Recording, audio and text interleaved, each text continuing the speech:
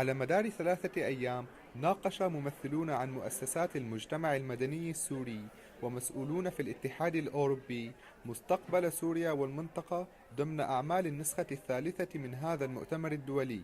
وقد استمع المجتمعون إلى الكثير من قصص معاناة اللاجئين السوريين بشهادات حية. It is clear that the conflict is not over yet, and the European Union is determined to avoid that this becomes a forgotten war and a forgotten conflict. تتوج المؤتمر بلقاء لوزراء خارجية الاتحاد الأوروبي ونظرائهم في الدول العربية والمستضيفة للاجئين السوريين. لبنان عم يقوم بواجبه الإنساني اللي بيحتم عليه.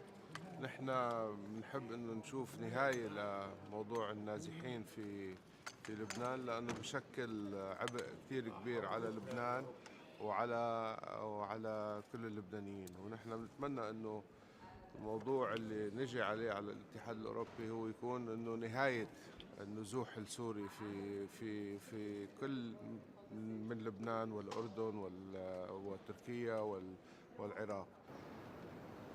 نأمل أن ينتهي هذا المؤتمر إلى تأكيد بشكل عملي على التزام المجتمع الدولي إزاء اللاجئين من خلال توفير المخصصات المالية التي تعين الدول المستضيفة على القيام بالتزاماتها إزاء اللاجئين.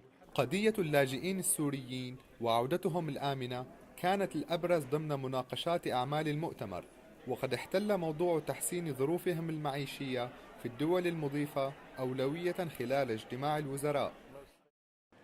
Well, I think at a conference like this, it is really very important to bring the human dimension of the Syrian catastrophe back to decision makers and to public opinion. And UNRWA's focus is, of course, a reminder that in the middle of the wider Syrian tragedy, there is 500,000 Palestine refugees who are another generation of Palestinians who have faced the trauma of displacement and loss. Calling her name and raising my hand أعمال المؤتمر لم تقتصر على الجلسات الرسمية، بل رافقتها عدة فعاليات لمواطنين سوريين جاءوا إلى بروكسل ليعرضوا قصصهم. لعل من مستجيب.